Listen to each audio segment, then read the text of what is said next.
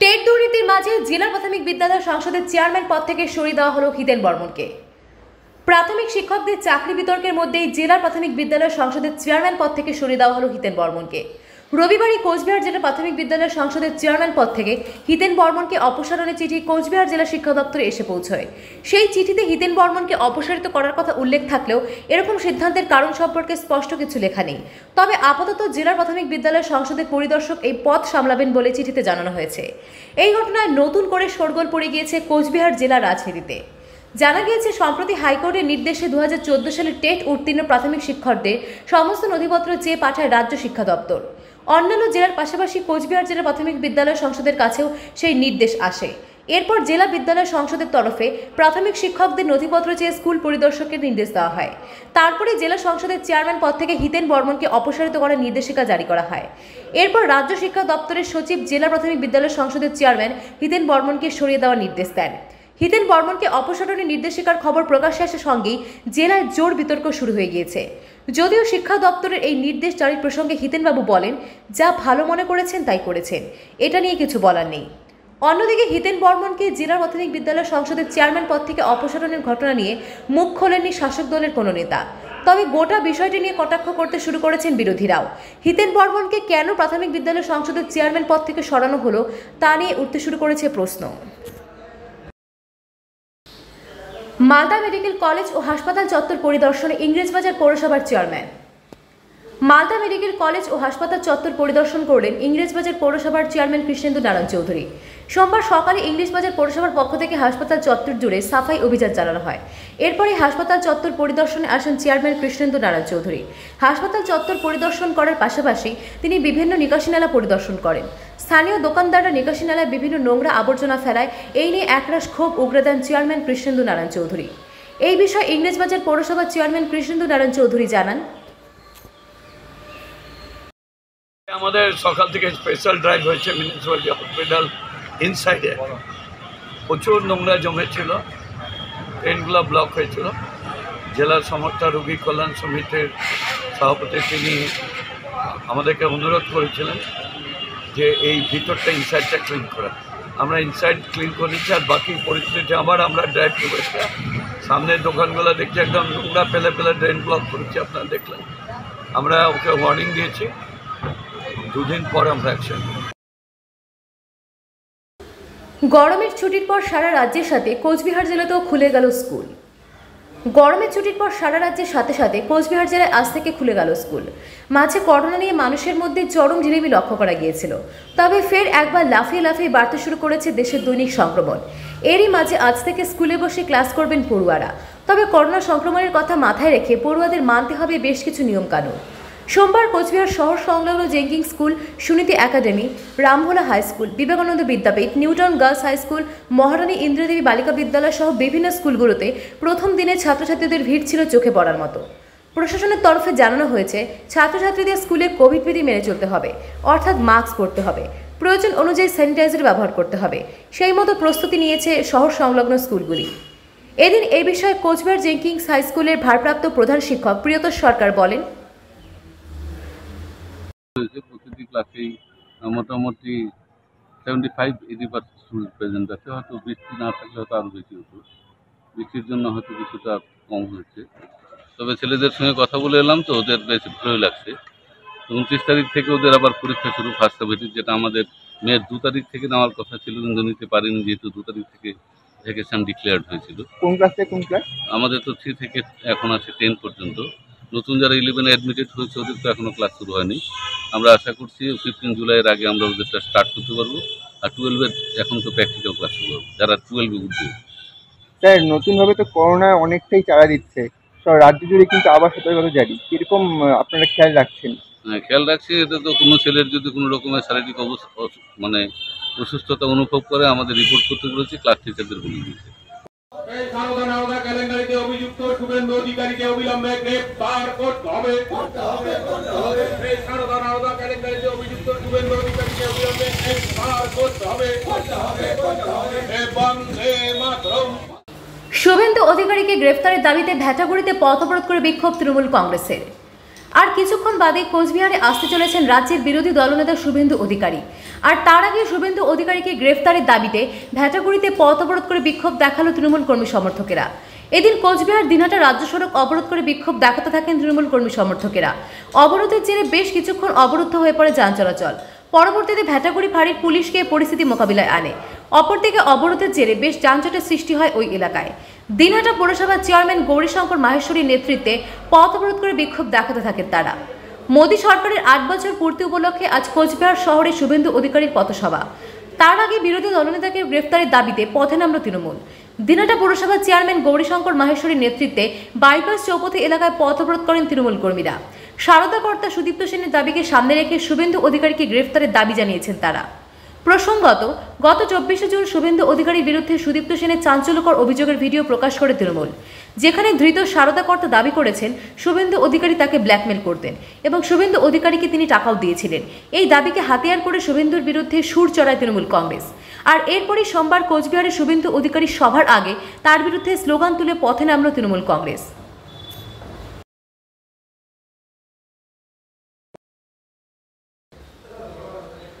দারিদ্রতার সঙ্গে পাল্লা দিয়ে হাতে ভাজা মুড়ি নিয়ে মানুষের দরজায় ঘুরে কঠোর জীবন সংগ্রাম বাঁকুড়ার দুর্গা মাইতির। পরিবর্তনশীল সময়, পরিবর্তনশীল মানুষের রুচিবোধ, যুগের সাথে তাল মিলিয়ে বর্তমানে মানুষ হয়েছে যন্ত্রনির্ভর। হয়তো এটাই স্বাভাবিক, নয়তো পিছিয়ে পড়তে হবে লক্ষ যোজন দূরে। কিন্তু পুরনো সব কিছুই মন্দ নয়, তার মধ্যেও আছে অনেক ইতিবাচক পটভূমি। আর সেরকমই বহু উদাহরণ গ্রাম বাংলায় ছড়িয়ে রয়েছে আজও। কলে ভাজা মুড়ি এখন গ্রাম থেকে শহরের বাজার দখল করেছে। যদিও হাতে ভাজা মুড়ির সেই স্বাদ নেই কলে, কিন্তু সময়োপযোগী পদক্ষেপ, ফলে প্রায় বিলুপ্তির পথে হাতে ভাজা মুড়ি। আর সেই ভাজা মুড়ি নিয়ে মানুষের দরজায় ঘুরে ঘুরে সংসার চালাচ্ছেন দুর্গা মাইতি। গরিব পরিবারে জন্ম দুর্গা মাইতির। বিবাহের আগেও হাতে ভাজতেন মুড়ি, বিয়ের পরেও পেশা হিসেবে বেছে নিয়েছিলেন মুড়ি ভাজাকেই। এর অন্যতম কারণ দারিদ্রতা। এক ভিনদেশীর সঙ্গে বিয়ের পর দুর্গা মাইতি, যিনি কাজকর্ম তেমন করতে না, সংসার চালাতে হাতে ভাজা মুড়ি নিয়ে পৌঁছতেন মানুষের বাড়ির দরজায় দরজায়। 15 বছর আগে ভিনদেশী স্বামী দুর্গা মাইতি ও তার ছেলে মেয়েদের ছেড়ে চলে যায়। আর তারপর থেকেই নিজের হাতে ভাজা মুড়ি মানুষের বাড়িতে বাড়িতে পৌঁছে দিয়ে তার থেকে উপার্জনের টাকায় ছেলে মেয়েকে মানুষ করেছেন, তাদের পড়াশোনা এবং সংসারের অন্যান্য চাহিদা পূরণ করেছেন। একটা সময় গেছে যখন কলে ভাজা মুড়ি হতো না, তখন প্রতিদিনের চাহিদা ভালোই থাকতো। কিন্তু বর্তমানে কলে ভাজা মুড়ি বাজার দখল করেছে। এমন অবস্থায় কলে ভাজা মুড়ির সঙ্গে পাঞ্জা লড়তে গিয়ে ব্যবসায় এসেছে ভাটার টান, কমেছে রোজগার। এই অবস্থায় পেট চালানোই দুষ্কর হয়ে দাঁড়িয়েছে দুর্গা মাইতির কাছে। তবুও তিনি মনোবল হারাননি। বাঁকুড়া জেলার ইন্দাস ব্লকের গোবিন্দপুর গ্রামের দুর্গা মাইতির লড়াই জারি আছে নিজের জন্য এবং তার ছেলে মেয়েদের জন্য। আমি ভাবছি স্যার 15 বছর বয়স থেকে। কেন হাতে ভাজছেন? আমার সংসারে আর্থিক অবস্থা খারাপ ছিল, তার জন্য। আমার সংসারে মানে তখন মা বাবা ছিল না, গরিবের সংসার ছিল। আইবুড়ো জীবনে ভেজেছি। তারপর আইবুড়োর থেকে যখন বিয়ে হলো আমার একটা অন্য দেশের ছেলের সাথে। সে এখানে রয়ে গেল, সেও সেরকম কাজ ফাজ করতো না, যার জন্য আমাকে মুড়ি ব্যবসা করি সংসারটা চালাতে হতো। তারপরে আমার স্বামী এখনও চালাতে হচ্ছে। হ্যাঁ, আমার স্বামী চলে গেল প্রায় আজ থেকে 15 বছর আগে চলে গেছে আমাদেরকে ছেড়ে। তখন আমার ছেলে হচ্ছে 10 বছর 12 বছর বয়স, আমার মেয়ে হচ্ছে 7-8 বছর বয়স। তখন এই মুড়িটা ভেজে ব্যবসা করি আমার ছেলে মেয়েদেরকে আমি মানুষ করেছি। কারণ আমার ছেলে মেয়েদের লেখাপড়া শিখানো, খাওয়া দাওয়া, পোশাক আশাক, রোগ দেরি সব আমার এই মুড়ি থেকেই হয়েছে। তারপরে ওদিকে মেয়েকে উচ্চ মাধ্যমিক পাস করাইছি, ছেলেও উচ্চ মাধ্যমিক পাস করেছে। এই মুড়ি থেকেই সব কিছু আমার হয়েছে। আমি কখন বিক্রি করতে যান? বিক্রি করতে যাই আমি বিকালের দিকেও যাই, বা আবার যখন সময় পাই তখন আবার 9টা-10টাতেও যাই। আমি বাড়িতে যান? হ্যাঁ, বাড়িতে যাই। আচ্ছা, লাভ থাকে মনে হচ্ছে এটা? লাভ কিছু থাকে, নাহলে আমার সংসারটা চলছিল কি করে, চালাচ্ছি কি করে, আমি কিছু থাকে। আচ্ছা, আজকাল তো অনেক মেশিনে ভাজা মুড়ি হচ্ছে, বা হাতে ভাজা মুড়ি, কোনটা খেতে বেশি ভালো লাগে? হাতে ভাজা মুড়িটাই খেতে ভালো লাগে, টেস্টি লাগে। আচ্ছা, ওই কল হয়ে যাওয়াতে আপনাদের একটু অসুবিধা হচ্ছে তো? হ্যাঁ, অবশ্যই। আমার তো আগেটা আমি ডেলি 30 কিলো করে চাল ভেজেছি, 1 বস্তা চাল 2 দিনে ভেজেছি। এখন তো আমি 1 বস্তা চাল মানে 1 সপ্তাহতেও ভাজা হয়নি। এখন তো আমার একটু অসুবিধা হচ্ছে। আচ্ছা, আপনি কি চাইছেন এখন সরকারের কাছ থেকে?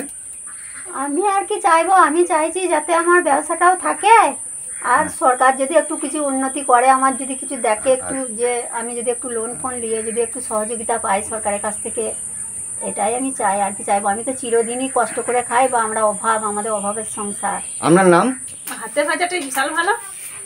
খেতে মেশিনে ভাজা মেশিনে ভাজা খাওয়া ক্ষতি, মিষ্টি নাই, ফেনা হয়, খেতে চাল থাকে গোটা গোটা। আপনি কি হাতে ভাজা মুড়ি খান? আমরা ঘরেই সিদ্ধ করি, ঘরেই ভাজি খাই। ফের চুরির ঘটনা নয়ারহাটে। বাড়ির জানালা ভেঙে ঢুকে নগদ টাকা চুরি করে চম্পট দিল চোর।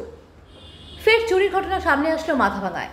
রবিবার রাতে ফের চুরির ঘটনা ঘটল মাথাভাঙা 1 নম্বর ব্লকের নয়ারহাট বাজারে, যার ফলে উদ্বিগ্ন এলাকাবাসীরা। পুলিশের নিরাপত্তা নিয়ে ইতিমধ্যে উঠতে শুরু করেছে প্রশ্ন। এদিন নয়ারহাট বাজারে টুম্পা সরকার নামে এক মহিলার বাড়ির তালা ভেঙে সর্বমোট প্রায় 80,000 টাকা চুরি করে পালায় চোর। এভাবে বারবার চুরির ঘটনা ঘটায় চাঞ্চল্য ছড়িয়েছে এলাকায়। স্থানীয় সূত্রে জানা গিয়েছে, রবিবার নয়ারহাটে সাপ্তাহিক হাট বসে। সেই হাটে ব্যবসার কাজে পরিবারের 2 জন সদস্যই বাড়ির বাইরে ছিলেন। বাড়ি ফিরতেই তারা দেখেন এসব কাণ্ড, যার ফলে মাথায় হাত বাড়ির কর্তা এবং গৃহিণীর। এদিন সন্ধ্যা নাগাদ বাড়ি ফিরে বাড়ির গৃহিণী টুম্পা সরকার দেখেন তার বাড়ির জানালা ভেঙে চোর ঢুকে নগদ 80,000 টাকা চুরি করে নিয়ে পালিয়েছে। এরপর পুলিশকে খবর দিলে ঘটনাস্থলে ছুটে আসে পুলিশ। ঘটনা তদন্ত শুরু করেছে পুলিশ। উল্লেখ্য, কয়েকদিন আগে পরপর 3-4 জায়গায় চুরির ঘটনা ঘটেছে, কিন্তু এই চুরির কোনো কিনারা করতে পারেনি পুলিশ। এ বিষয়ে ব্যবসায়ী টুম্পা সরকার জানান, কখন বলতে আমি দুপুরে রান্না ঠান্না করে গেছি, তখন মনে করেন কিছু ছিল না, ঘরটা আমার ঠিকই ছিল। দুপুরে আমার হাজব্যান্ড খাইতে আসছে, তখন মনে করেন যে হয়তো সব কিছু ঠিকই ছিল। আমি সন্ধ্যায় 8টার দিকে বাড়িতে এসে দেখি ওই জানলাটা ভাঙা, আর এই ঘরটা একটু উল্টো পাল্টা, বিছনা পাতাগুলো সব উল্টানো, এই শোকেসটা খোলা। তো সন্দেহ হয়তো আমার স্বামীকে আমি ফোন করছি যে ও কিছু করছে নাকি, ঘরেও বললো যে না। পরে দেখি যে আমার এখানকার টাকাগুলোও নাই, কিছুই না। মানে এখানে কি শোকেসের তালা ভেঙে করছে নাকি? তালাটা ভাঙছে। কত টাকা নিয়ে গেছে? মোটামুটি আমার ছিল এদিকে বন্ধনের কিস্তির টাকাগুলো ছিল 10-12 হাজার টাকার মতো। আমার গার্জিয়ানের দোকানের ক্যাশ ছিল 60-70 হাজার টাকার মতো। সব টাকা শুধু কি টাকা নিয়ে গেছে? টাকাই নিয়েছে, আর কিছু নাই। পুলিশের বিষয়ে কি বলবো, এর আগে কতগুলা চুরি হলো, একটাও কি পুলিশ তো সঠিক সিদ্ধান্ত নিলে তো আজকে এটা হতো না। এখন আমরা গরিব মানুষ, আমাদের তো কাজ করে খাইতে হবে। এখন কাজ করতে যাই, যদি বাড়িতে চুরি হয় 10 টাকা যদি বাড়িতে আমি রাখতে না পারি, তা বাড়ি ঘর করে আমাদের লাভ কি? তাহলে তো আমাদের রাস্তাঘাটে থাকাই ভালো, তাতে সবাই দেখবে চুরির ব্যাপারও থাকবে না। এখন ঘর করতে লাগে তাহলে তো সরকারকে নিতে লাগে যে পাকা বক্ত প্রত্যেককে ঘর করে দিবে, চুরি ডাকাতি হবে না। চুরি ডাকাতির জন্য আমরা আইনের উপর ভরসা করতে না পারি, কার উপরে ভরসা করবো? কার উপর ভরসা করবো? এখন সারাদিন রাত্রি কষ্ট করে এসে 2টা টাকা যদি ঘরে রাখতে না পারি, আমরা কোথায় রাখবো? কোথায় রাখবো এখন আমি টাকাটা, বলেন তো? আচ্ছা, মানে এই যে এই বিষয়ে আপনার বাড়িতে চুরি হয়েছে, থানায় কেস করবেন?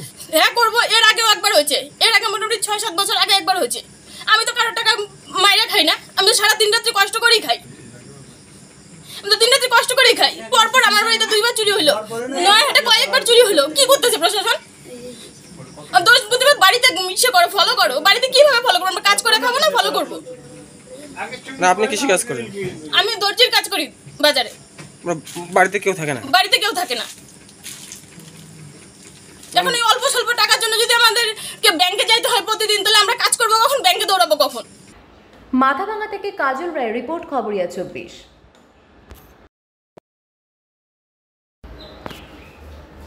মানিকচকের নদী ভাঙন কবলিত এলাকা ও নদী তীরবর্তী মানুষদের সঙ্গে দেখা করে সাহায্যের আশ্বাস কংগ্রেস সাংসদের।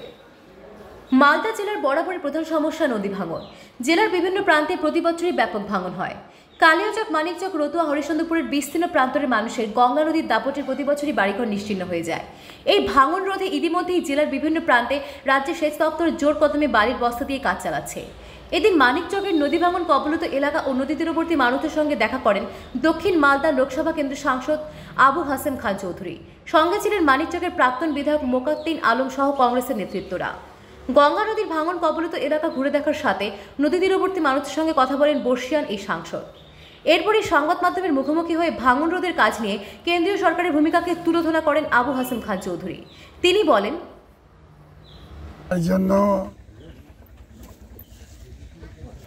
অতীতে আমরা সেন্ট্রাল গভর্নমেন্টের দিকে তাকিয়েছিলাম এবং তারা প্রমিস করেছিল 80 কিলোমিটার মুর্শিদাবাদের দিকে, ফারাক্কা থেকে, আর 40 কিলোমিটার পরে এটা চূড়ান্ত করা হয়েছিল এদিকে রাজমহলের দিকে। কিন্তু সেগুলোকে ন্যাশনাল ডিজাস্টার বলে নাম দেওয়া হয়েছিল। সেগুলো এখন উঠে গেছে। এখন আমাদের যে স্টেট গভর্নমেন্ট আছে তারাই নাকি করবেন। তো তাদের করতে গেলে তো টাকা লাগবে অনেক, এমন লোকজন লাগবে, বোল্ডার্স লাগবে, সেগুলো তো কিছুই দেখছি না। এদের জাতির যখন ভাঙছে বস্তা নিয়ে হাজির হচ্ছেন। বস্তাতে টেম্পোরারি কাজ হবে, পারমানেন্টলি এটা সলিউশন না। কাজে আমরা কংগ্রেসের দিক থেকে আগেও বলেছি, এখনো বলছি যে মালদাকে রক্ষা করতে গেলে ভালোভাবে টাকা পয়সা খরচা করে এগুলোকে বাঁধিয়ে দিতে হবে। ভালো করে বাঁধিয়ে দিলে তাহলে চিরদিনের মতো আমরা রেহাই পাবো। এই প্রত্যেক বছর এরকম হবে, আর আরো খারাপ হবে, কারণ আগে তো বোল্ডার দিচ্ছিলেন, এখন তো সেটা বন্ধ হয়ে গেছে, এখন বালির বস্তা। কাজে আমি তো ভবিষ্যৎ খুব অন্ধকার দেখছি, কিন্তু যাই হোক আমি প্রধানমন্ত্রীর সঙ্গে দেখা করে বলে এসছি, আবার যাব আমরা, যে ওনাকে বলবো যে আপনি নর্থ বেঙ্গলের দিকে একটু দেখুন, নইলে নর্থ বেঙ্গল শেষ হয়ে যাবে। অন্যদিকে এই নদী ভাঙনকে কেন্দ্র করে নদী তীরবর্তী পরিবারগুলি চরম দুশ্চিন্তার দিন কাটাচ্ছে বলে জানালেন এলাকাবাসীরা। তাদের দাবি মাসখানেকের মধ্যে আবারও তীব্র ভাঙন শুরু হবে, তখন আর কোনো রক্ষা থাকবে না, কেউ ফিরেও তাকাবে না। বছরের পর বছর সর্বস্ব হারিয়েছে বলে জানান তারা। স্থানীয় বাসিন্দা মাইনুর হক জানান, প্রতিবার ভাঙন হচ্ছে, এবারও ভাঙন হয়েছে। এবার ভাঙন হয়নি কিন্তু চালু হয়ে যাবে, এখন চালু হয়ে যাবে, এটা এই মাস পরে ফের ভাঙন চালু। প্রতিবার হয়? প্রতিবার হয়, 3 মাস 4 মাস ভাঙন হয়। কাজ হয় না? কাজ হচ্ছে না, এখানে কোনো কেউ আসে না। কে আসে? ডালবাবুই আসে, আর কেউ আসে না। আর কেউ আসে না। কি বললো আজকে যে এসেছিল ডালবাবু? ডালবাবু বললো কি যে কাজ করব, আমি যাব কেন্দ্রেতে জানাবে। হ্যাঁ। ভয়ে থাকছেন এখানে? হ্যাঁ, ভয়ে থাকছি তো আমরা, অনেক ভয়। কিসের ভয়? ভাঙনের। ভেঙে যেতে পারে? ভেঙে যেতে পারে, ভেঙে চলে গেল। এখান থেকে 5 কিলোমিটার ভেঙে চলে আসলো। আমাদের কোথায় ছিল 5 কিলোমিটার, আমরা দেখে আসলাম 5 কিলোমিটার ভেঙে আসলো। মালদা থেকে বিশ্বজিৎ মণ্ডলের রিপোর্ট, খবরিয়া 24। 21শে জুলাই শহীদ সমাবেশকে সফল করতে প্রস্তুতি সভা মালদায়। 21শে জুলাই তৃণমূলের শহীদ দিবস উপলক্ষে ধর্মতলায় আয়োজিত সভার প্রাক প্রস্তুতি বৈঠক করল মালদা জেলা তৃণমূল নেতৃত্ব। রবিবার বিকালে মালদা শহরের বিনয় সরকার অতিথি আবাসে তৃণমূলের রাজ্যসভার সাংসদ সুখেন্দু শেখর রায় এবং রাজ্যের সেচ ও উন্নয়ন দপ্তরের মন্ত্রী সাবিনা ইয়াসমিনের নেতৃত্বে 21শে জুলাই উপলক্ষে দলীয় নেতাদের নিয়ে একটি প্রস্তুতি সভা অনুষ্ঠিত হয়। সেখানে আগামী 21শে জুলাই ধর্মতলায় তৃণমূলের যে ঐতিহাসিক সভা অনুষ্ঠিত হবে তার জন্য জেলা থেকে সুষ্ঠুভাবে দলীয় নেতাকর্মীরা যাতে অংশগ্রহণ করতে পারেন তা নিয়েও আলোচনা করা হয়েছে। এদিন মালদা টাউন হলে দলীয় কর্মীদের নিয়ে একটি সভা অনুষ্ঠিত হয়েছে। 21শে জুলাই প্রস্তুতি সভার বৈঠকে সাংসদ এবং মন্ত্রী ছাড়া উপস্থিত ছিলেন তৃণমূলের জেলা সভাপতি তথা বিধায়ক আব্দুর রহিম বক্সি, রাজ্যসভার সাংসদ মৌসুম নূর, ইংরেজবাজার পৌরসভার চেয়ারম্যান কৃষ্ণেন্দু নারায়ণ চৌধুরী, বিধায়ক সাবিত্রী মিত্র, সমর মুখার্জি সহ অন্যান্যরা। রাজ্যসভার সাংসদ সুখেন্দু শেখর রায় জানিয়েছেন, করোনা সংক্রমণের জেরে গত 2 বছর এই সভা স্থগিত ছিল, তবে এবারে পরিস্থিতি স্বাভাবিক হয়েছে। ঐতিহাসিক সভা আগামী 21শে জুলাই ধর্মতলা অনুষ্ঠিত হতে চলেছে। সেখানে মালদা জেলা থেকে হাজার হাজার কর্মী সমর্থকেরা যোগ দেবেন। তারই প্রস্তুতি হিসাবে এদিন এই সভার আয়োজন করা হয়েছে। আগামী 21শে জুলাই ধর্মতলায় শহীদ দিবসের যে কর্মসূচি রাজ্য তৃণমূল কংগ্রেস নিয়েছে আর এই প্রস্তুতির অঙ্গ হিসেবে আজকে আমরা মালদা জেলা তৃণমূল কংগ্রেস শাখা সংগঠন, জেলা পরিষদ, পুরসভা, প্রতিনিধিবৃন্দ, নেতৃবৃন্দ সকলকে নিয়ে আমরা একটা প্রাথমিক আলোচনা করলাম। যদিও আমাদের আলোচনা অসমাপ্ত রয়েছে, আগামীকাল টাউন হলে পূর্ণাঙ্গ আলোচনার মধ্য দিয়ে বিভিন্ন বিষয়ে কতগুলি জরুরি সিদ্ধান্ত জেলা তৃণমূল কংগ্রেস গ্রহণ করবে। গত 2 বছর অর্থাৎ 2021 এবং 2020 এই 2 বছর আমাদের এই শহীদ দিবসের কর্মসূচি আমরা পালন করতে পারিনি করোনা জনিত কারণে। কিন্তু যেহেতু এখন পরিস্থিতির উন্নতি ঘটেছে, এবছর আমাদের দলের পক্ষ থেকে সিদ্ধান্ত নেওয়া হয়েছে যে শহীদ দিবসে আমরা শহীদ অর্পণ করতে এত বেশি সংখ্যক মানুষের সমাবেশ ঘটাবো যা অতীতে সমস্ত রেকর্ডকে ভেঙে দেবে। এক ঐতিহাসিক সমাবেশ ঘটতে চলেছে আগামী 21শে জুলাই। এই 21শে জুলাই যেমন 13 জন শহীদ যারা পুলিশের গুলিতে প্রাণ হারিয়েছিলেন, এই দাবিতে আন্দোলন করতে গিয়ে যে দাবি ছিল no voter card, no election, অর্থাৎ পরিচয়পত্র ছাড়া নির্বাচন নয়, আজকে সেই দাবি আমাদের আদায় হয়েছে। কিন্তু নতুন করে আমাদের সমাজে, আমাদের রাষ্ট্রের বিভিন্ন ক্ষেত্রে একটা একদলীয় শাসন ব্যবস্থা কায়েম করার জন্য ষড়যন্ত্র শুরু হয়েছে। বিশেষ করে পশ্চিমবঙ্গের প্রতি কেন্দ্রের বিমাতৃসুলভ মনোভাব যে পর্যায়ে গিয়ে পৌঁছেছে, তাতে আমরা এই শহীদ দিবসে নতুন করে শপথ নেব যে বাংলার 10 কোটি মানুষের স্বার্থে মমতা ব্যানার্জির নেতৃত্বে, অভিষেক বন্দ্যোপাধ্যায়ের নেতৃত্বে বাংলার সমস্ত যুব সম্প্রদায়, আপামর জনসাধারণ কেন্দ্রের যাবতীয় চক্রান্ত এবং ষড়যন্ত্রকে ব্যর্থ করবার জন্য অঙ্গীকার গ্রহণ করবে। এই বিষয়ে আজকে জেলা সভাপতি রহিম বক্সির নেতৃত্বে 2 পুরসভা, ইংরেজবাজার এবং মালদা পুরসভার চেয়ারম্যানদের নেতৃত্বে মাননীয় মন্ত্রী সাবিনা ইয়াসমিন চূড়ান্ত ব্যবস্থা আগামীকাল সবার আলোচনার মধ্য দিয়ে আমরা গ্রহণ করব। ত্রিপুরা তো পুরোপুরি সন্ত্রাস কবলিত, সবাই জানে। ত্রিপুরাতে কিভাবে ভোট হয়েছে প্রচার করতে দেওয়া হয়নি, তৃণমূলের অফিস কার্যালয় খুলতে দেওয়া হয় না, যে রাজ্যে কোনো দলের কার্যালয় খুলতে দেওয়া হয় না, কোনো সভা সমিতি করতে দেওয়া হয় না, নির্বাচনী প্রচার করতে দেওয়া হয় না, সেখানে নির্বাচনটা প্রহসন ছাড়া অন্য কিছু নয়। নির্বাচন হয়েছে, সম্পূর্ণভাবে শান্তিপূর্ণ নির্বাচন হয়েছে এবং সেখানে আমাদের দল কমফর্টেবলি জিতবে সমস্ত আসনে, যে আমরা বিশ্বাস রাখি। মানুষের আশীর্বাদ মমতা ব্যানার্জি এবং তার দল তৃণমূল কংগ্রেসের উপর বরাবর যেভাবে বর্ষিত হয়েছে, এই উপনির্বাচনে একইভাবে বর্ষিত হবে বলে আমরা আশাবাদী। আগামী 21শে জুলাই শহীদ দিবসকে সামনে রেখে আমরা আজকে মালদা জেলা মূল নেতৃত্বরা এখানে বসেছিলাম এবং আমাদের মধ্যে উপস্থিত ছিলেন আমাদের সর্বভারতীয় তৃণমূল কংগ্রেসের নেতা তথা রাজ্যসভার সাংসদ শুভেন্দু শেখর রায় মহাশয়, তিনি ছিলেন আমাদের মাঝখানে। সেটা নিয়ে প্রাথমিকভাবে আমরা একটা আলোচনা করেছি। মূল সিদ্ধান্তটা আমরা কালকে আরেকটা আমাদের সভা আছে, বর্ধিত সভা, সেই সভাটা থেকে আমরা ফাইনাল করতে পারবো যে কত লোক আমরা নিতে পারছি। তো আমরা চেষ্টা করবো যে সবচেয়ে বেশি সংখ্যক যত বেশি লোক নিয়ে যায় সেই অ্যারেঞ্জমেন্টটা কালকে আমরা করবো, আলোচনা করবো এবং সেটাই আমরা পূর্ণাঙ্গ সিদ্ধান্ত করবো। মালদা থেকে বিশ্বজিৎ মণ্ডলের রিপোর্ট, খবরিয়া 24।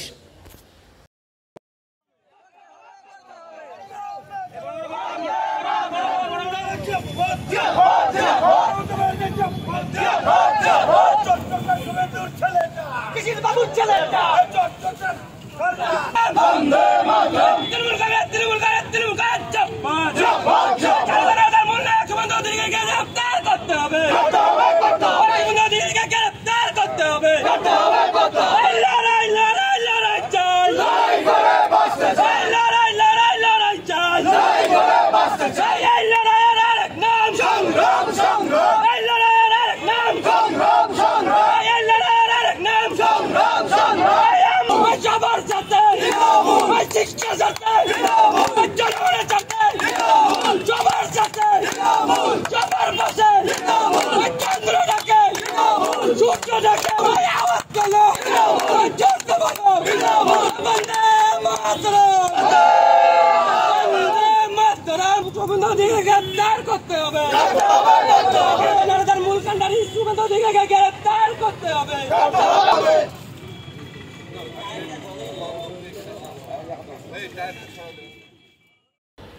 শুভেন্দু অধিকারী আসার আগে জেলা জুড়ে পথ অবরোধ ও বিক্ষোভ, লাভ নেই বলে কটাক্ষ বিজেপির।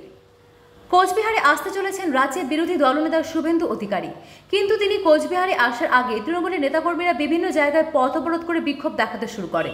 এদিন কোচবিহার দিনহাটা, তুফানগঞ্জ, মাথাভাঙা, কোচবিহারের ঘুঘুমারি, খাগড়াবাড়ি, পুন্ডিবাড়ি এলাকা সহ বিভিন্ন এলাকায় রাজ্য সড়ক অবরোধ করে বিক্ষোভ দেখাতে থাকেন তৃণমূল কর্মী সমর্থকেরা। যদিও বিজেপি নেতৃত্বরা তৃণমূলের এই আচরণকে গুরুত্ব দিচ্ছে না। বিজেপির দাবি, কোচবিহারে রাজ্যের বিরোধী দলনেতা শুভেন্দু অধিকারী আসছেন, তিনি এসে মিছিল করবেন। সেই কারণে জেলার বিভিন্ন প্রান্ত থেকে যাতে কোনো লোকজন আসতে না পারে, সেই কারণে দিনহাটার বিধায়ক উদয়ন গুহের নির্দেশে কিছু কিছু জায়গায় পথ অবরোধ করে বিক্ষোভ দেখাচ্ছে।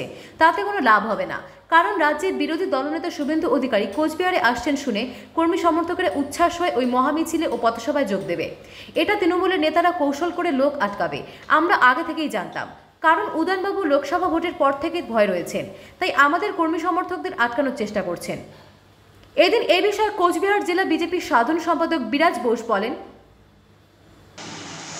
কোচবিহারের মাটি বিজেপির মাটি। আপনারা বিগত লোকসভা নির্বাচনে দেখেছেন, বিধানসভা নির্বাচনে দেখেছেন, তারপর যে উপনির্বাচন হলো, সেই উপনির্বাচনে দিনহাটায় উদয়ন গুহ কিভাবে সন্ত্রাস করেছে সারা পশ্চিমবঙ্গের মানুষ জানে। উদয়ন গুহ আতঙ্কগ্রস্ত, ভীত, সন্ত্রস্ত, যাতে দিনহাটার থেকে কোনো বিজেপির কার্যকর্তা, কর্মী, সমর্থক এবং সাধারণ যারা বিজেপিকে ভালোবাসে সাধারণ মানুষ, তারা যাতে কুচবিহারমুখী হতে না পারে, সেই জন্য ওখানে পথ অবরোধ চালাচ্ছে উদয়ন গুহর নেতৃত্বে। তার মানে বোঝা যাচ্ছে উদয়ন গুহর ভীতি কিন্তু এখনো কাটেনি, সেই আতঙ্ক কিন্তু এখনো রয়ে গেছে। যাতে দিনহাটার থেকে ব্যাপক সংখ্যক লোক কুচবিহারের আজকে মাননীয় শুভেন্দু অধিকারীর জনসভায় বা মহামিছিলে আসতে না পারে, সেটাকে আটকে দেওয়ার চেষ্টা করা হচ্ছে। আমরাও আমাদের মতন স্টেপ নিয়েছি। আপনি একটু বাইরে যাবেন, দেখবেন যারা এসছে বেশিরভাগ সংখ্যক মানুষই দিনহাটা, এরা কিন্তু চলে এসছে, আরও আসবে। প্রশাসনিক লেভেলে কথা হয়েছে, প্রশাসন কি করবে জানি না। প্রশাসনের যদি সুবুদ্ধি থাকে, সুমতি থাকে, অবরোধটা তুলে দেবে, যাতে সাধারণ কার্যকর্তারা, কর্মীরা, সমর্থকরা যাতে কুচবিহারে এসে এই মহামিছিলে পা মেলাতে পারে, জনসভায় অংশগ্রহণ করতে পারে, সেই চেষ্টা ওদের করা উচিত। এবং কতদূর করবে, কতদূর সুমতি আছে প্রশাসনের, সেটাও আমরা দেখব। আমরা জানি পুলিশ প্রশাসন দলদাস, কৃতদাস আমি বলবো, এরা তৃণমূল কংগ্রেসের কৃতদাসে পরিণত হয়েছে। এরা যদি এই জায়গা থেকে না বেরোয়, পুলিশের উপর মানুষের আস্থা হারিয়ে যাবে। বাগডোগরা বিমানবন্দর থেকে দেশি পিস্তল সহ গ্রেফতার এক। বাগডোগরা বিমানবন্দর থেকে দেশি পিস্তল সহ গ্রেফতার এক ব্যক্তি। ধৃতের নাম মোহাম্মদ রাহানুদ্দিন, সে বিহারের কাঠিয়ার জেলার বাসিন্দা। বিমানবন্দরে ওই ব্যক্তিকে আটক করে বাগডোগরা পুলিশের হাতে তুলে দেয় সিআইএফ। জানা গিয়েছে, বাগডোগরা থেকে চেন্নাই যাওয়ার পথে বিমানবন্দরে সিআইএফ জওয়ানরা ওই ব্যক্তির ব্যাগ থেকে পিস্তল উদ্ধার করে। এরপর ধৃতকে বাগডোগরা পুলিশের হাতে তুলে দেয় সিআইএফ। সোমবার ধৃতকে শিলিগুড়ি মহকুমা আদালতে তোলা হয়। তবে কেন পিস্তল নিয়ে বিমানবন্দরে ওই ব্যক্তি ঢুকলেন, সেই গোটা ঘটনা তদন্তে নেমেছে বাগডোগরা থানার পুলিশ। जो बोले बस मुझे फंसाया गया, मेरे बैग में कौन डाल दिया। आप क्या करते, क्या काम क्या करते हैं? सरकार का राइस मिल है, उसमें हम काम करवाते थे। राइस मिल में? जी सर। कहाँ पे ये राइस मिल कहाँ पे है? कटिहार जिला में है। कटिहार जिला में कहाँ पे? कटिहार जिला में सालेपुर महेशपुर गांव है सर। देखिए, बागडोगरा में कोई भी फ्लाइट में अगर जाता है तो सबको पता है कि एक केमिकल तक नहीं ले जाया जाता है, अचार तक नहीं ले जाया जाता है। तो कोई भी इंसान बंदूक लेके जाना, इस मतलब ये सोच भी नहीं सकता है। ये मुझे भी अभी सूत्रों से नहीं, उनके फैमिली से पता चला है कि कुछ 1-2 दिन आगे उनकी झड़प हुई है किसी से। हो सकता है वो फंसाने के लिए उनको मतलब उनका बैग में ये जब डाला गया ऐसा अनुमान लगा रहा है। तो वो उनका पूरा नाम, वो क्या करते थे, ये सब बात? वो राइस मिल में उनका फैमिली बिजनेस है, उसमें सपोर्ट करते हैं। पिताजी के साथ। उनका फैमिली बिजनेस है और वो अभी हमेशा घूमते रहते हैं। वो आज चेन्नई के लिए फ्लैट था, चेन्नई से फिर बेंगलोर जाने का उनका प्लान था। শিলিগুড়ি থেকে বিশ্বজিৎ সরকারের রিপোর্ট, খবরিয়া 24।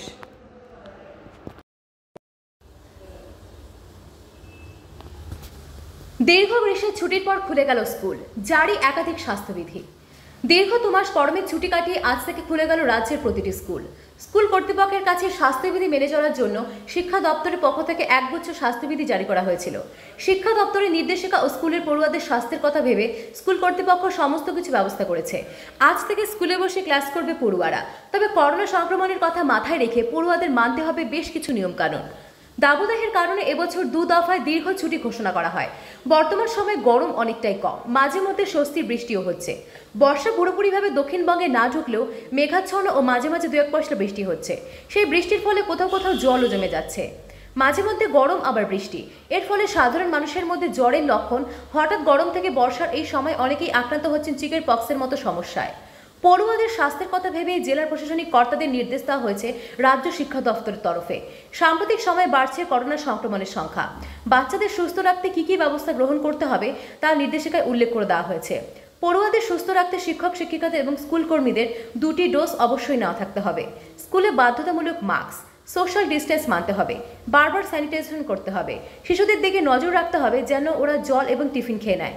দীর্ঘদিন পর স্কুল খোলায় স্বস্তিতে পড়ুয়া থেকে শুরু করে অভিভাবকেরা। এ বিষয়ে এক অভিভাবক জানান, কি বলবো বলতে এতদিন পিছিয়ে গেল, কিরম বাচ্চারা পরীক্ষা দিবে না দিবে কিরম ভাবছি, চিন্তা করছি যে ছোট বাচ্চা তো এতদিন সবের তো হয়ে গেল পরীক্ষা, এইখানেই শুধু বন্ধ হয়ে গেছে। কথাই বলছি, ভাবছি এগুলাই আলোচনা করছি আমরা আর কি, যে কিভাবে কেমন পরীক্ষা দেবে। স্কুলটা একেবারে টানা খোলা থাকে সেটাই চাইছেন? হ্যাঁ, টানা খোলা থাকলে বাচ্চাদের শিক্ষাটা ভালো হবে, পড়াশোনাও একটু পরে। বাড়িতে থেকে তো বোর লাগছে, তো ছেলেরা দুষ্টামি করছে, বদমাশি করছে, পড়াশোনা হচ্ছে না। হ্যাঁ, দীর্ঘদিন পরে স্কুল খুলছে। প্রথমে তো 1.5 মাস গ্রীষ্মের ছুটি ছিল, তারপর অতিরিক্ত দাবদাহের জন্য আবার এক্সটেন্ডেড হয়েছে ছুটি। আজকে যখন স্কুল খুলছে আমরা আগে থেকেই পরিষ্কার পরিচ্ছন্ন তো করিয়েইছি, প্লাস বাচ্চাদের কোভিড বিধি মেনে যতটা সুস্থ স্বাভাবিক রাখা যায় সেদিকেও আমরা সচেষ্ট রয়েছি। ক্লাসরুমগুলোও পরিষ্কার পরিচ্ছন্ন রয়েছে। আর বাচ্চারা তো দেখতেই পাচ্ছেন খেলাধুলোতে ব্যস্ত। অনেক বাচ্চা মাস্ক পরছে না হয়তো, কিন্তু আমরা সেটা সতর্ক হয়ে আবার ওদের পড়াচ্ছি। এবার কি মনে হচ্ছে যে স্কুল কি টানা চলবে বলে? হ্যাঁ, নিশ্চয়ই আমরা আশাবাদী, নিশ্চয়ই স্কুল টানা চলবে এবং পড়াশুনো নতুন উদ্যমে আবার শুরু হবে, এই আশা রাখি। স্কুলের ছাত্রীরা জানায়, একটা অন্যরকম মানে অনেকদিন পর বন্ধুদের সাথে দেখা হবে তো ভালো লাগছে, কিন্তু আজকে আমাদের পরীক্ষা আছে, প্র্যাকটিক্যাল পরীক্ষা, তো স্কুল খুলতেই ফার্স্ট পরীক্ষা, তাই এসছি, দেখা যাক কি হয়। এই যে গরমের এক্সটেনশন হয়েছিল সেটা কি আবার হোক এটা চাও, না স্কুল কন্টিনিউ হোক? আমাদের তো স্কুল কন্টিনিউ বলতে আমাদের এখনো পরীক্ষার রেজাল্ট বেরোয়নি, তো রেজাল্টটা বেরোক তারপর তো আমরা 12-এ উঠবো, তাই যত তাড়াতাড়ি মানে রেজাল্টটা বেরিয়ে 12-এ উঠতে পারবো তো ভালো হবে। এই স্কুলটা খুলেছে এটা খুশি তো? হ্যাঁ। তোমার নাম? অন্তরা বড়িয়া। টানা হোক, বন্ধ না হোক আগের মতো। আর ম্যামরা এই সামনে থেকে মানে সবার সামনে সামনে থেকে ম্যামের পড়া ভালো বোঝা যায়, তাই খুব ভালো লাগছে। কি বলবো। পূর্ব মেদিনীপুর থেকে শান্তনু পানের রিপোর্ট, খবরিয়া 24। লাগাতার বৃষ্টিতে নাজেহাল জলপাইগুড়িবাসী। জলমগ্ন এলাকা খতিয়ে দেখলেন পুরসভার আধিকারিকেরা। রবিবার রাত থেকেই টানা বৃষ্টি হয়ে চলছে জলপাইগুড়িতে। গত 24 ঘন্টায় জলপাইগুড়িতে বৃষ্টির পরিমাণ 185.40 মিলিমিটার। বৃষ্টিতে জলমগ্ন হয়ে পড়েছে পুরসভার একাধিক ওয়ার্ড। সেচ দপ্তরের তরফে জানা গিয়েছে, তিস্তা নদীর অসংরক্ষিত এলাকায় হলুদ সতর্কতা জারি করা হয়েছে। জল বাড়তেই রাস্তায় নামল জলপাইগুড়ি পুরসভার কাউন্সিলর। জলমগ্ন শহরের বিভিন্ন ওয়ার্ডে ঘুরে পরিস্থিতি খতিয়ে দেখলেন পৌরসভার পৌর ইন কাউন্সিলর স্বরূপ মণ্ডল। তিনি মানুষকে সাবধানে থাকার কথা বলেন, পাশাপাশি তাদের যে কোনো বিপদে পুরসভার পাশে থাকবে এমনটাই তিনি জানান। জলপাইগুড়ি শহরের বিভিন্ন ওয়ার্ডে জল জমে বেহাল অবস্থা সৃষ্টি হয়েছে, বিশেষ করে পান্ডাপাড়ার বিস্তীর্ণ এলাকা। গতকাল রাত থেকে ভারী বৃষ্টি হয় এসব এলাকা জলের নিচে, তাই সকাল থেকেই সেই সব জায়গা পরিদর্শন করেন পৌরসভার পৌর ইন কাউন্সিলররা। এই বিষয়ে স্বরূপবাবু বলেন, প্রতিটি ওয়ার্ডে জল জমেনি। দেখুন, একটা কথা আপনাদের মাথায় রাখতে হবে যে 185.40% জল বৃষ্টি হয়েছে, তাহলে 68 বন্যার পর এরকম বৃষ্টি কোনোদিনও হয়নি। তা জল এখানে একটু জমবেই, তাও আমাদের গ্যাং লেবার নামিয়ে এবং ওয়ার্ড লেবারদের নামিয়ে সুপারভাইজারদের নামিয়ে আমরা যেখানে যেখানে ওয়াটার লগিং আছে সেটা ক্লিয়ার করে দেওয়ার চেষ্টা করছি। একমাত্র 2 নম্বর ওয়ার্ড, 25 নম্বর ওয়ার্ড, 21 নম্বর ওয়ার্ডে এবং 20 নম্বর ওয়ার্ডে কয়েকটা জায়গায়, আর কদমতলার ওয়াটার লগিংটা যেটা কদমতলা থেকে 3 নম্বর উঠেছে, তার পিছনে একটা বড় কারণ হচ্ছে একটা ড্রেন দিয়েই জল যাচ্ছে, আর এজেরিয়ে যে নির্মাণগুলো করেছিল ওই স্ল্যাবগুলো তারপরে মাঝখানে অনেক জায়গায় কাউকে চার রাখেনি, তার ফলে স্ল্যাব ভেঙে ভেঙে আমাদেরকে পরিষ্কার করতে হচ্ছে। এটা আমাদের পক্ষে একটা প্রথম সমস্যা হচ্ছে। অপরদিকে পুরসভার ভাইস চেয়ারম্যান সৈকত চট্টোপাধ্যায় বলেন, এই প্রাকৃতিক দুর্যোগ আচমকা এমন বৃষ্টি হলো যে জলপাইগুড়ি শহরের বিভিন্ন ওয়ার্ড সেগুলো জলমগ্ন হয়ে পড়েছে। আমরা জলপাইগুড়ি পৌরসভার পক্ষ থেকে বিভিন্ন ওয়ার্ড, জলমগ্ন ওয়ার্ড, সেগুলি আমরা পরিদর্শন করছি। আমাদের কাউন্সিলর সাহেব আছেন এখানে, তিনি সকাল থেকেই বেরিয়ে মানুষের এই জলের মধ্যে ভিজে বৃষ্টির মাথায় নিয়ে মানুষের পাশে দাঁড়িয়েছেন। আমরা সর্বত্রই পৌঁছানোর চেষ্টা করছি জলমগ্ন ওয়ার্ডগুলির অধিবাসীবৃন্দের কাছে। আমাদের এই প্রাকৃতিক দুর্যোগের বিরুদ্ধে আমরা লড়াই করার জন্য আমরা আমাদের যে ভলান্টিয়ার্স টিম আছে তা নিয়ে সদাই প্রস্তুত আছি। একদম জলমগ্ন ওয়ার্ড যেগুলোতে খুব সমস্যা হচ্ছে সেখানে আমরা জলপাইগুড়ি পৌরসভার পক্ষ থেকে ড্রাই ফুডের ব্যবস্থা করেছি। আমাদের জলপাইগুড়ি পৌরসভার ভাইস চেয়ারম্যান সাহেব তারা জলমগ্ন অন্যান্য ওয়ার্ডগুলিকে পরিদর্শন করছেন। আমরা এখন এই মুহূর্তে 22, 16 নম্বর বিভিন্ন ওয়ার্ডে আমরা এসেছি। পরবর্তী সময়ে এরপরে আমরা অন্যান্য ওয়ার্ডগুলোতে যাব। তবে আমরা আশ্বস্ত করছি যে আমরা কিন্তু আপনাদের পাশে আছি, যতই দুর্যোগ হোক না কেন জলপাইগুড়ি পৌরসভা ডিজাস্টার ম্যানেজমেন্ট ইউনিট আপনাদের পাশে আছে।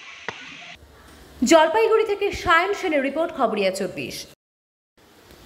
দীর্ঘদিন ধরে বেহাল দশায় পড়ে থাকা রাস্তায় বাড়ছে দুর্ঘটনা, সংস্কারের দাবি এলাকাবাসীদের।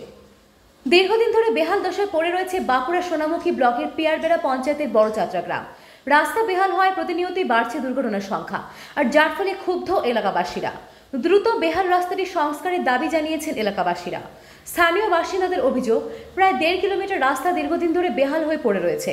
বারবার প্রশাসনকে জানানো হলেও সমস্যার সমাধানের কোনো উদ্যোগ তারা গ্রহণ করেনি। এই পরিস্থিতিতে রাতের অন্ধকারে বাড়ছে দুর্ঘটনার পরিমাণ। বেশি সমস্যায় পড়তে হচ্ছে স্কুল পড়ুয়াদের। বর্ষাকালে ছাত্রছাত্রীদের স্কুলে যেতে সমস্যার সম্মুখীন হতে হচ্ছে। বর্ষার সময় অ্যাম্বুলেন্স যাতায়াতের ক্ষেত্রে তীব্র সমস্যার সম্মুখীন হতে হয়। এই পরিস্থিতিতে গ্রামবাসীদের দাবি, বারবার তারা স্থানীয় প্রশাসনকে জানিয়েও কোনো ফল মেলেনি। এখন তাদের একটাই দাবি, দ্রুত এই রাস্তাটি প্রশাসন সংস্কার করুক, তাহলে ভীষণ উপকৃত হবেন বলে জানিয়েছেন তারা। এই যে দেখতে পাচ্ছেন বর্ষাকাল চালু হয়নি, তবু এমনি মতো রাস্তা হাল হয়েছে, এখনো চালু হয়নি। তবু এবারে স্কুল খুলবে, স্কুলে বুঝতে পারছে রাস্তার কত ডিস্টার্ব। একজন সাইকেল পেরিয়ে গেলে আরেকজন সাইকেল নিয়ে যেতে অসুবিধা হয়, তাও গাড়ি ঘোড়া তো আছে। দুর্ঘটনা ঘটছে এর ফলে। দুর্ঘটনা বলতে মোটর সাইকেল কেউ নিয়ে গেলে এমনি স্কুলের ছেলেমেয়েরা পড়ে যায়, সাইডে এমনি খালডোক তো সবসময় ডিস্টার্ব হয়ে। কি চাইছেন এখন? রাস্তাঘাটটা কোন সময় বাগানো কিছু না। এটা কাদের গাফিলতি মনে হচ্ছে? এটা কি বলবো, প্রশাসন এই আমাদের এই ইয়েতে চলছে সমস্যা। গোটাটাই সমস্যা আমাদের রাস্তায় খাল ডোপ এত, সাইকেল নিয়ে হেঁটে যাওয়াই অসুবিধা খুবই। এর ফলে দুর্ঘটনা ঘটছে। হ্যাঁ, মানুষ গাড়ি নিয়ে গেলে কাছাড় খেয়ে যাচ্ছে, স্লিপ করে এই রাস্তায় যাওয়া যায়। সামনেই তো স্কুল, বাচ্চা ছেলেরা আসছে, সাইকেলে পড়ে যাচ্ছে, রাস্তায় বিশাল অসুবিধা। কি চাইছেন এখন? এখন রাস্তাটা কোনোরকম যেন ভালো করে একটু হোক, ঢালাই হোক।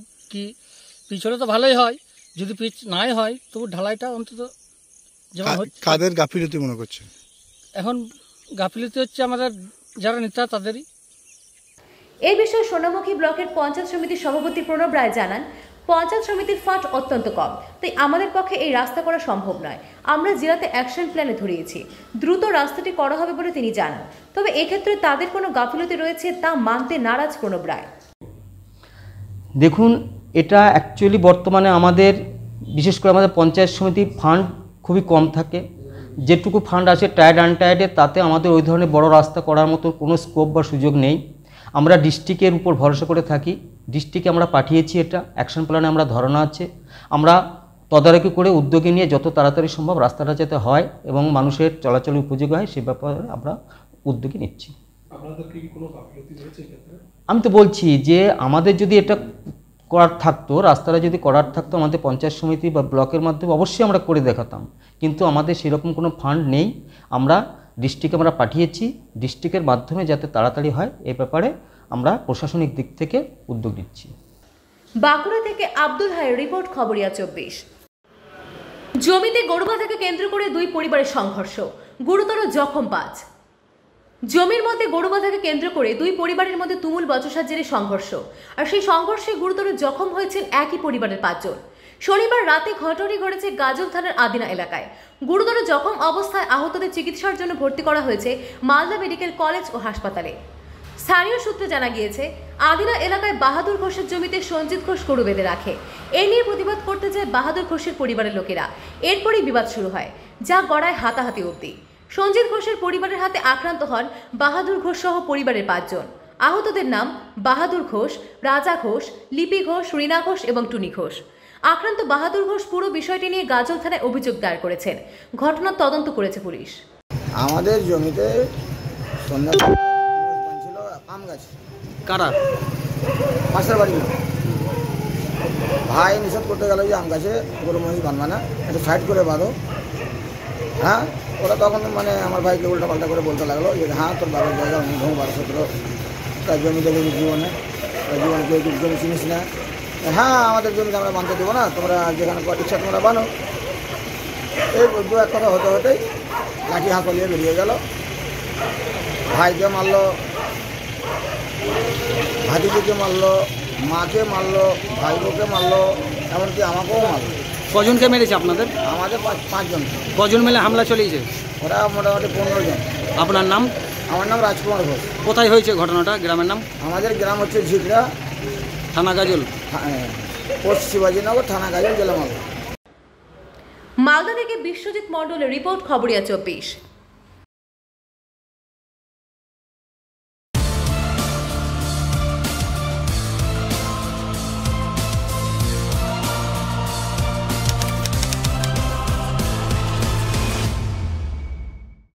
Debibari, Cooch. Free scholarship test পরীক্ষা দিয়ে পেয়ে যান নির্ধারিত কোর্স ফি এর ওপর 90% পর্যন্ত ছাড়। সম্পূর্ণ অফলাইন ক্লাসরুম, কোচিং, সঠিক মেটেরিয়াল এবং অভিজ্ঞ শিক্ষকদের expert guidance. Edge career institute. NEET এবং আইআইটি জয়েন্ট পরীক্ষার্থীদের সঠিক প্রিপারেশনের সঠিক ঠিকানা। ক্লাস 8 থেকে 10 পর্যন্ত ফাউন্ডেশন কোর্স এবং 11, 12 ও 12 পাস ছাত্রছাত্রীদের জন্য নিট ও আইআইটি প্রিপারেশন কোর্সে ভর্তির জন্য আজই যোগাযোগ করুন এজ ক্যারিয়ার ইনস্টিটিউট, বকুলতলা মোড়, দেবীবাড়ি, কোচবিহার। ফোন বা হোয়াটসঅ্যাপে যোগাযোগ করুন 7477610295 অথবা 9064109010 এই নাম্বারগুলিতে, অথবা ইমেল করুন hcareer2022@gmail.com এ। সম্পূর্ণ বিনামূল্যে স্কলারশিপ টেস্ট দিতে আমাদের কোচিং সেন্টারে আসুন 1 জুলাই থেকে 1 আগস্ট 2022 মধ্যে। সোম থেকে রবি বেলা 10টা থেকে 4টে পর্যন্ত খোলা থাকছে আমাদের ইনস্টিটিউট। ধন্যবাদ আনতে এজ ক্যারিয়ার ইনস্টিটিউট, বকুলতলা মোড়, দেবীবাড়ি, কোচবিহার।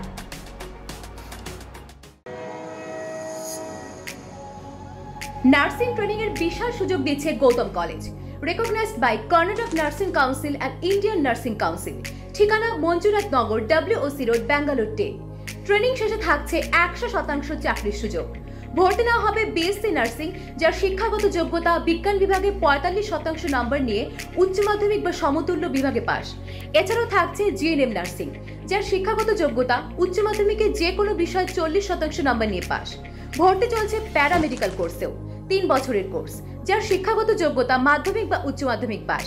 এখানে স্পোকেন ইংলিশেরও ফ্রি কোচিং দেওয়া হয়। পশ্চিমবঙ্গের অন্যতম প্রকল্প স্টুডেন্ট ক্রেডিট কার্ডের সুযোগ নিতে যাওয়া ছাত্রছাত্রীদের জন্য ঋণ মেলার চিঠিও দেওয়া হয় এই কলেজ থেকে। পাশাপাশি বাঙালি খাবার, বাংলায় যোগাযোগ রাখার মতো ম্যানেজার সহ সমস্ত রকম সুবিধা প্রদান করা হয়। অত্যন্ত স্বল্প মূল্যের প্যাকেজে ভর্তির ব্যবস্থা রয়েছে, তাই আর দেরি না করে এখনই ভর্তি হতে যোগাযোগ করুন 8904864131 অথবা 62631637